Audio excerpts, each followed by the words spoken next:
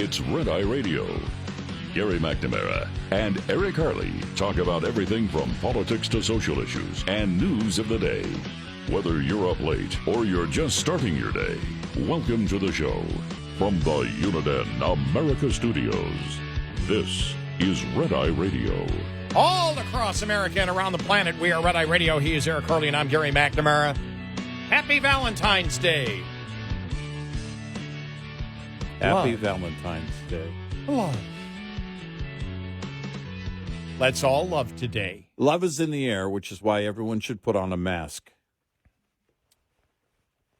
Let me see. I played that tune. Love is in the... John Paul Young? No. Love is in the air. Is it? Wasn't that the theme to the Love Boat? No. That's Love Exciting and New. It is? It was? Yeah.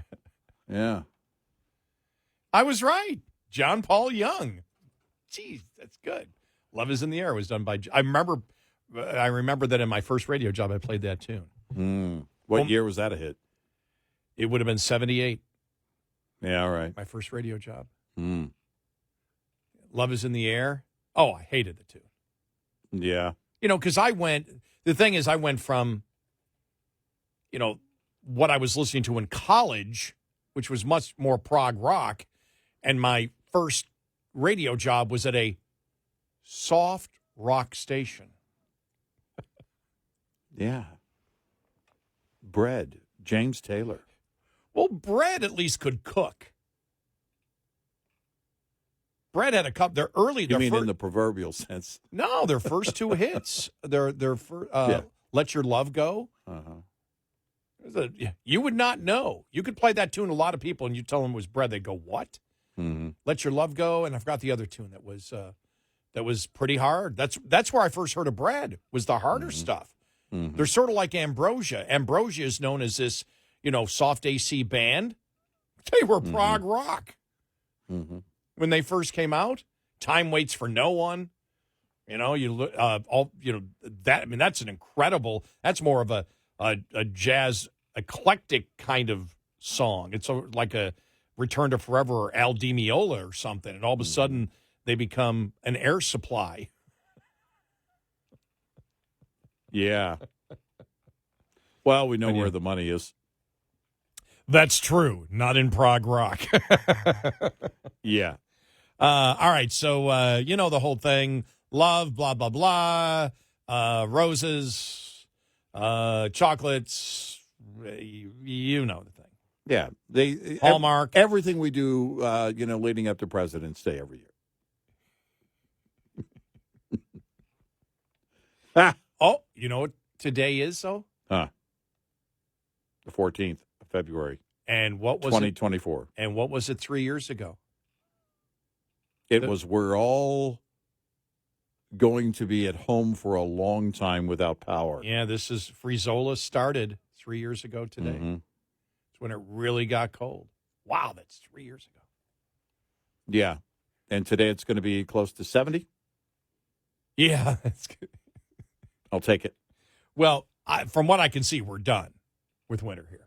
So there is no I don't February even I think we might get close to freezing here in a couple of days, but no, it's nothing like the freeze apocalypse. All right, so we had mentioned this earlier that Jon Stewart returned. Mm-hmm. Only for Mondays, though. And only through the election, apparently. Keith Olbermann and liberal commentators fume over Jon Stewart's mockery of Biden in The Daily Show return. Mm-hmm. Now, of course, he went after Trump, but they expected that. Yeah, that's a given. Of course, it's like, well, he went after Trump, too. Well, that's what he used to almost fully go after Republicans. Very rarely did he go after a Democrat. Because some liberal journalists and commentators fumed after Jon Stewart's long-rumored return to The Daily Show on Monday night featured jokes about President Biden's age. But Stewart's return Monday ticked off some commentators online, some who voiced frustration at the comedian's jokes at the expense of President Biden. Who was first on the list? Keith Olbermann. The resistance. Remember the... Oh, my... I forgot about that. The resistance. The resistance. Oh. Mom, I'm trying to broadcast. What are you doing down there, Keithy? You didn't finish your dinner. I'm doing my podcast. Oh, my gosh. Do you remember the resistance? Yeah, barely. Now, I've always heard, I think it's true, didn't he and, what's her name? The conservative commentator. Didn't he and Ann Coulter date at one time? I don't know if that's true or not. I thought they dated. Yeah, those would be some interesting days.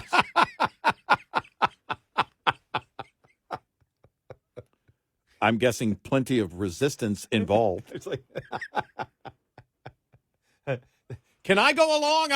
Can I go along and witness this? Please, please, please. Well, remember what was it? They had what was that dating thing where that it was like a game show, but they, basically a camera went along with them on a blind date. Was it called Blind Date? Years ago? Yeah, I'd love to know what that was like, if that happened. Is it true? Do we know? I don't know. Neither will admit it. Even though I'm looking here and it comes up in an Atlantic article and asking, I just saw it in the, it says, is it true that in college you dated Okay. Ann Coulter? All right. And I'm trying that would make more sense. Just trying to. That would make a lot more sense if it was college years. Yeah. Because seeing those two together on a date today, who knows? I know it was brought up because it's even in here, but it doesn't make sense on this transcript. Yeah. Because it says Olbermann, is it true that when you were at Cornell, you dated Ann Coulter? Then there's no answer to it. It doesn't seem to. He won't admit it.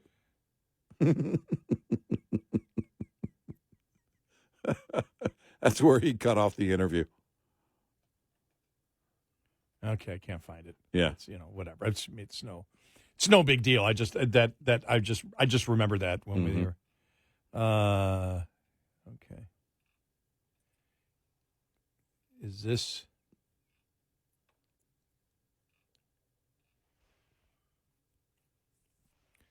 Okay. Here it is from 2014, because that was up. I can tell you, I can tell you're a soccer fan. He responded to somebody, I never dated Ann Coulter, not in this or 37 other lifetimes. So. Okay. All right. Darn. Not that I spent much time ever thinking about it, but just the thought would have said, wow, I would have loved to, if that actually did happen. Well, because then we would ask, okay, how much did you drink during your college years? Either one of them, if that were the case. Yeah. So here's Keith Olbermann. Well, after 9 years away, there's nothing else to say to the both-sidist fraud Jon Stewart bashing Biden, except please make it another 9 years. All right. Christopher Webb called himself a lifelong Dem on X. The laziest of humor for Stewart to go after the ages of Biden and Trump. But why do Democrats keep insisting it's the age when it's the cognitive things that we're talking about here? Whether you're... Right. Well, but I think the humor lies, when Jon Stewart does it in pointing out to the left, which is, if you think about his audience at The Daily Show, it's going to be people on the left. Yeah.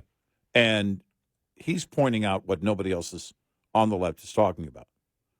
Nobody else is pointing that out on the far left. And he's doing it just the way he did the lab leak theory when he was on with Colbert. Right. And it was funny because it is an observation that should be obvious to everyone, but apparently hasn't been in either case for the left. That's why it's funny. Keith Olbermann doesn't have a sense of humor.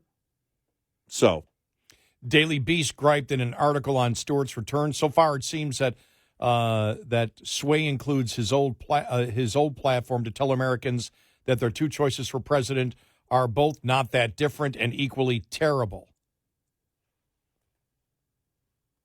yeah, I mean, that was the brunt of that opening The problem or that first episode. The problem he's going to have. I mean, Bill Maher's been on for that entire 9 years, and you've seen the change in Bill Maher, and you saw the change when it came to COVID, and the message that Jon Stewart sent out there is with COVID is that the Biden administration is hiding the lab leak. They're lying about COVID. That was his message. That was and think about it. With everything we're going through, it's like the Biden administration's, the whole thing. They're lying about it.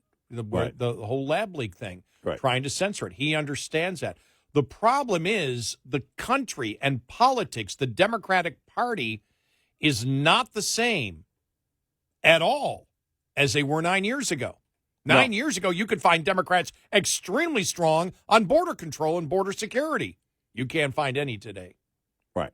9 years ago, you wouldn't have had one Democrat come out and say a man can be a woman if a man says he is, and that men should compete against women. Never would have happened, ever. Now it's almost 100% of Congress on the Democrat side believes that men should compete against women, and a man can be a woman if he says so. And in pop culture, applying it to Jon Stewart, it is commonplace. They promote it heavily. So for, the approach of Jon Stewart from 9 years ago is the same. What has changed is the left. He's doing the same thing he was doing 9 years ago. Yeah, because he occasionally he would. I'm not saying he would never not go after a Democrat. Yeah, he did it. Yeah, but anytime he did it, he would do it just like he did the other night. He would go after the right immediately, and try and make the case. That's who he. In terms of trying to make that balance, and remember when he said, "Well, look, I'm just a comedian," we were like, "Whoa, whoa, whoa, no." That was going after Tucker. That was going after CNN, and what was that? Crossfire? Right, yeah. And Tucker Carlson was on at that time. Yeah, and he was trying to say, he was just a comedian. No, you're not. No, you're not. You know you're not. You have an opinion. If you want to write the comedy the way you write the comedy, then great, you do that and see what your audience thinks about it. That's the way comedy is measured. But you have an opinion, and you're truly somebody who is on the left. But the left today won't tolerate any dissident whatsoever. The thing is, though, if you're trying to bring humor in, or dissent, I said dissent. Yeah, dissent. If on the left, they may not tolerate dissidents either. Well, I don't know. I don't think you have what it takes to run for president now. After that, exactly. The thing that I don't think that Jon Stewart. Well, he might recognize it because he did with COVID. He realized that the joke was the absurdity of what the Democrats were attempting to sell us. Mm-hmm. And if you really want to look at political humor today, the Trump jokes about his mannerisms or his crude style, it's been there for a while. But for the most part, on Trump, what he did in office, as we've stated before, very mainstream across the board. Right. Even the things that, we have disagreed that he promoted, and thank goodness he didn't go as far as he claimed he was going to do on things like economics and tariffs and things like that, still he was in the mainstream of American thought over the last 100 years. Yeah. Because tariffs is not new, promoting tariffs. Right. it may be wrong economically, but part of the mainstream is promoting what's wrong in economics, is promoting wrong economics all the time that we get into many times. But Trump has been in the mainstream of American politics, actually on the issues when he was president of the United States with his behavior. The humor right now, and I think that Stewart might recognize it because he did with COVID. The stuff he did on the COVID lab leak was absolutely hilarious. Because it was a very clear and direct observation. Because the humor is in what they're trying to convince you of. And the same thing is that's the same humor that you could see in the radical Democrat transgender movement that they support. Right. That a man should put, what are you out of your, I can see Stewart going, what are you out of your mind? Come on. Title IX was about protecting women's rights. We're Democrats. Don't we support women's rights? Now a woman is a man? Come on. Now I'm sounding like Cliff Clavin. Well, and by the time he gets back to the Daily Show, also anti-Semitism is being proudly promoted by the far left. Right. So, very different audience. And Jon Stewart, by the way, I had a great talk with him we were just walking. I don't know how we started talking. We were walking, I think it was from the ABC tent to the actual arena. Mm-hmm. It was like a 15-minute walk. And I can't even remember how it happened, but Jon Stewart was next to me. We started talking. I don't know if he started talking to me. We had a great discussion all the way down for like 15 minutes. Mm-hmm. Really nice guy. Mm-hmm. But it shows he knows. The COVID stuff shows he knows what's going on with the Democrats. He knows. Oh, yeah. And that means if he knows about COVID, he understands the censoring that was done in 2020. The whole world has changed when it comes to political comedy. Does Stewart recognize it, and will he actually do it? 866-90 Red Eye. This morning's USDA Farm Report is brought to you by House Products. Tested, trusted, guaranteed since 1920. In the winter, we don't get national pasture and rangeland condition reports, but we do get them from Texas, a state that's been hit by multiple years of drought. Back at the end of August, 78% of Texas pastures and rangelands were rated in poor to very poor conditions, 78%. Since that time, we have seen a very slow improvement. Emphasis on slow. USDA meteorologist Brad Rippey says even after some rains over this past year, pasture condition ratings are still pretty bad. It's only improved now from 78% to 58% poor to very poor. That's in part reflective of how difficult it is to revive pastures and rangeland during the cold season. We have seen an improvement in moisture in much of Texas, but some of that benefit is not realized until we get into the warm season and we get more robust grass growth. Which might encourage cattle producers to begin to expand cattle herds again as they continue to claw their way out of long-term drought. And it rhymes, too. Gary Crawford for the U.S. Department of Agriculture. This report brought to you by Cenex Fuels and Lubes. Coming up, more with Gary McNamara and Eric Harley. It's Red Eye Radio.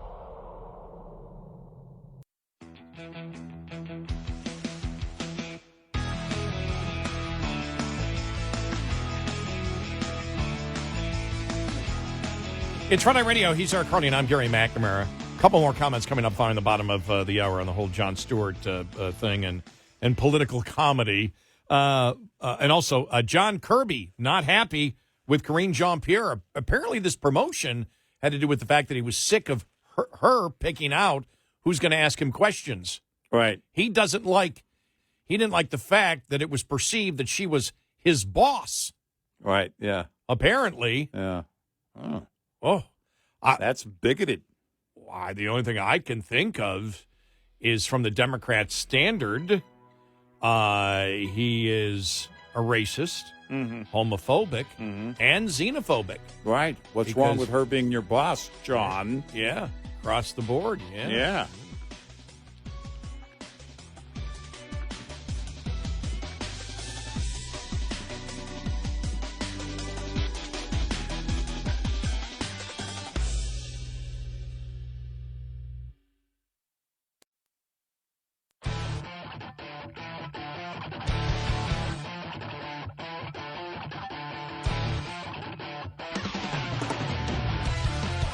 You're listening to Red Eye Radio.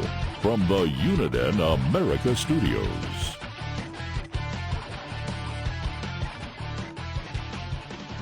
It's Red Eye Radio. He's Eric Harley, and I'm Gary McNamara. Just one more thing on Jon Stewart, because he was criticized, by the left, just furious, and they're saying in the one bit that he did, he was showing Biden not being able to communicate a thought, Right. and then started trying to make the comparison of Trump, and went to some deposition that Trump was doing sometime. I don't know what the deposition was, where Trump said, "Well, I don't remember." And I don't remember. And it's like, well, do you remember one time saying that you have a good memory? And he goes, no. And then Stewart said something like, see, he didn't remember. Or he didn't remember the fact that he didn't remember when he said he had a great memory. Right. Trying to make it that Biden has cognitive issues and Trump does too, because in that deposition, Trump said, I don't know, and I can't remember things, and I can't recall different things. When exactly he was married to Marla Maples, that came up, and trying to make that there's an equivalence of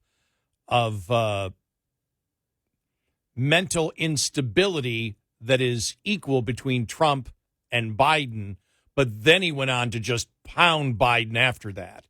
Well, number one, that isn't funny, because the public, you may have the public dislike Donald Trump and believe that his rhetoric is over the top. And you may say his rhetoric is unstable. But when he was president, his behavior and the things that he actually did were quite mainstream.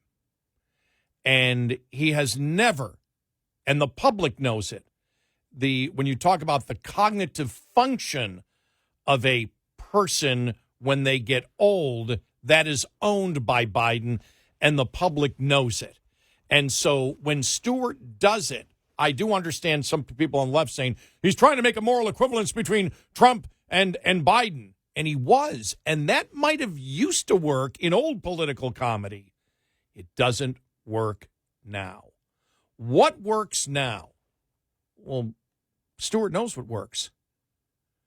When he was on, what show? I can't think of the guy's show name he was on. Colbert. Colbert. He was on Colbert. And he said, well, this thing was caused by science. And then Colbert, goes back. He goes, well, what evidence do you have of that? Well, because the Wuhan coronavirus supposedly came from the Wuhan coronavirus lab. Well, that's funny. That was funny. And then he continued to just pound it, where he was taking no prisoners. He wasn't trying to soften the bluntness of his comedy by bringing in somebody from the other side and trying to pretend there's some type of moral equivalent to it. Right. And that's where the funny stuff in comedy comes up. It's the same thing with Bill Burr, when he is absolutely blunt. Even when Burr tries to do a moral equivalency thing, if he hits the left and says, well, and I know the right too, it blows the whole joke. Mm-hmm. You don't bring a joke should stand alone. And he knew it. Stewart knew it. And you saw it when he did it. I just think he doesn't know, especially in the environment where we're in today, where to go. Because if you want to be funny, you be blunt on the insanity. Because the insanity of the liberal transgender activist movement, there's humor in there. There is absolute humor in Mayorkas. It's tragic that government does it, but there is a bizarro great humor in Mayorkas saying, the border is secure. There is great humor in a liberal reporter, even though it's a tragic event, standing in the middle of a city burning, saying, and it's a mostly peaceful protest. Mm-hmm. There's humor in all of that, and that's what you bring out. And I don't know if he's willing to do that, because if you really wish to be funny today, you see funny in the 60s and 70s. What did they do? They went after the establishment. who is actually the establishment today when it comes to authoritarianism, who has actually practiced it while in government, the censoring that we see. Well, that's what you see in Matt Taibbi, Michael Schellenberger, Barry Weiss, Jonathan Turley. All these people have seen that. Michael Rappaport, the actor, who now is like, what in the world? They all see it. They know what's going on. Stewart sees it. He understands that the insanity right now on the issues comes from Democrats. He knows that. I think that's probably why he took basically this part-time temp job, which is exactly what it is. It's apparently only going to be through the election because I don't know that maybe Comedy Central is just trying to determine what they're going to do with that time slot. I don't think you do anything with it. I think you just start showing stand-up because you're not going to have comedians on there. It has been a disaster since he left. He at least was funny. You could pick apart the points he was making through his comedy, but he was funny. Yeah, we used to all the time. Yeah. People tuned in every night. It was a hit. Colbert wouldn't be Colbert without that show. That's where it all began. John Oliver, HBO. Huge success story. Wouldn't have happened without The Daily Show. You know? And so, but it wasn't going to be the breeding grounds, for like SNL has been over the years where, you do a stint there and then you often go on to movies and everything else. It did happen with Steve Carell. But again, it wasn't after John left. That wasn't the same. You didn't have people pass through. Roy Wood Jr., in my opinion, was funny before he went to the Daily Show, but he was there after Jon Stewart. Mm-hmm. We've had him on the show before. He's very funny. But once Jon Stewart left, it wasn't going to be the breeding ground of young comedians then going on to, whatever they're going to go on to. Those are the things that you kind of look at of what that show was and what the mindset of any comedian is. I doubt that Stewart's going to change his approach. He knew what he was doing, and he knew coming out of the gate, having that bit coming out of the gate was going to cause this kind of talk, and that's part of it, too. It causes talk about, nobody's talked about The Daily Show in a long time. Mm-hmm. And so it does bring about that kind of attention, but I just don't think you can change who you are as a comedian, or if you try to do that, it's not going to bring the laughter. It's contrived at that point. You can only be who you are as a comedian. You can't change it. The audience changes, and if they're no longer receptive, a Don Rickles couldn't start a career today. A young Don Rickles, not going to fly. But that may be the thing. I mean, it could be that Jon Stewart's just going to go on to, and then off into the sunset of being a producer or whatever. Creator of other shows and working behind the scenes. I think today, though, when you look at it, if you're going to succeed in political humor, you have to be blunt.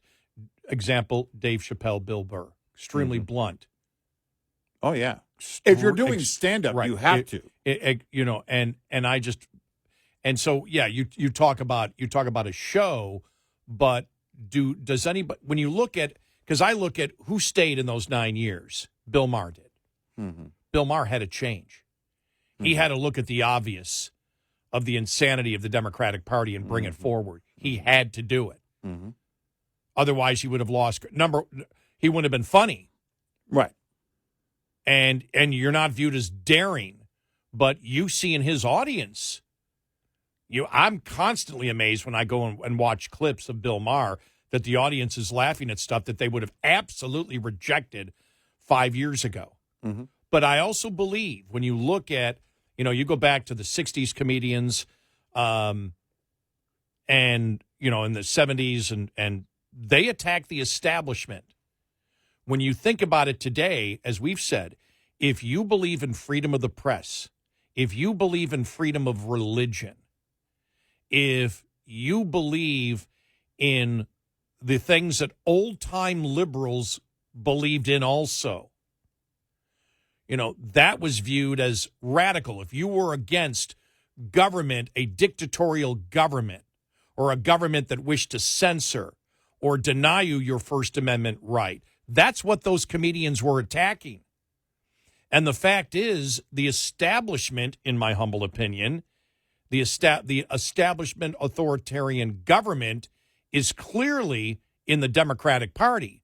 Now, there's some populism in the Republican Party that I don't like that might want to go down that same road, but they haven't been in power yet. Mm-hmm. But you have it, with the now, when I talk about the Republicans, I'm talking about more of their populist fiscal things like, Josh Hawley on wanting to regulate credit card, rates, things like that, which we just view as absolutely ridiculous. Government has no role in doing that. It's not going to go anywhere. And what was the other thing that he proposed? Hawley had something else that he proposed that we went, what? Yeah, It was just, and we're just like, no. And so the populist, portion of the Republican Party, we're concerned, okay, where's this going to go? But that's more fiscal than anything else. But when you look at the Democrats right now, they're the establishment. They are what the old left hated. Oh, yeah. The old left hated what the new left is doing today. They were diametrically opposed to it. And so you see the successful comedians are the ones that are going after that. Yeah. The stand up can't, right. Because stand up can't change. You have to be who you are. If you come off as someone who is kind of pandering or contrived, it really just doesn't come off. You're not going to see that rise.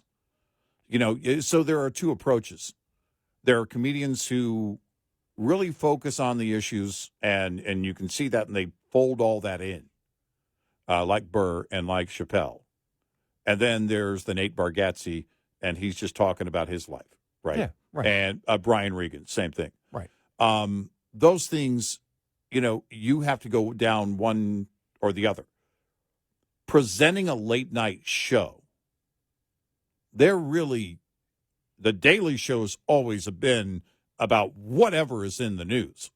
It's got to be whatever is fresh, and you can't ignore it. I mean, there could be some little side stories here and there that are great setups for a great bit, but you've got to hit the big items, and you can't ignore them. And I think he knows that long term, that maybe the whole thing with the Daily Show, because it was left, because they got away with it for so long, but now the audience is different, that he knows, well, I'm only going to get away with this one night a week, and I'm only going to do it through the election, because otherwise the Daily Show as it was is not going to be received like it was back then. 866-90 Red Eye. Lines open for your calls. 866-90 Red Eye on Red Eye Radio.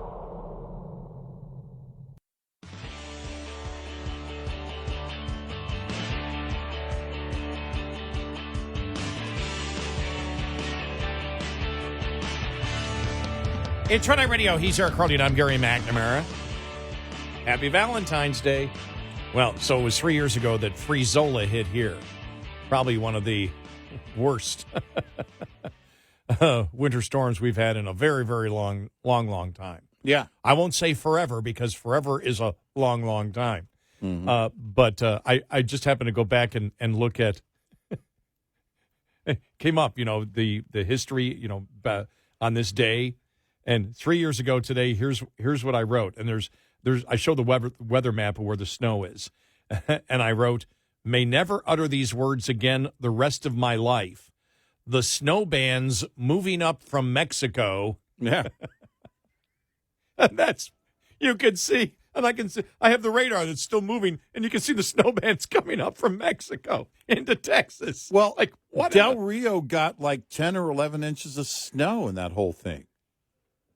I think I think the cumulative total for snow in Del Rio over the last 100 years is now 10 or 11 inches.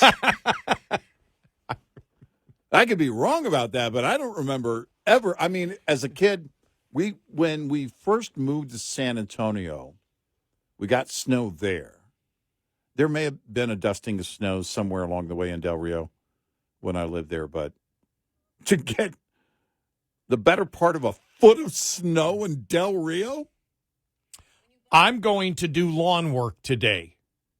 Yeah. I will probably cut my lawn for the first time either today or tomorrow. I got some errands to run, but I'm going to be outside today because it's going to be 70, and I'm going to remember what it was like 3 years ago when it got down to minus 3 degrees below zero, and those winds. I'm going to be inside enjoying all of my power staying on consistently. That's where I'm going to be. You know, something I'm going to think about electricity and Frizola as I put on the air conditioner today. I might plug some extra things in that I'm not even using.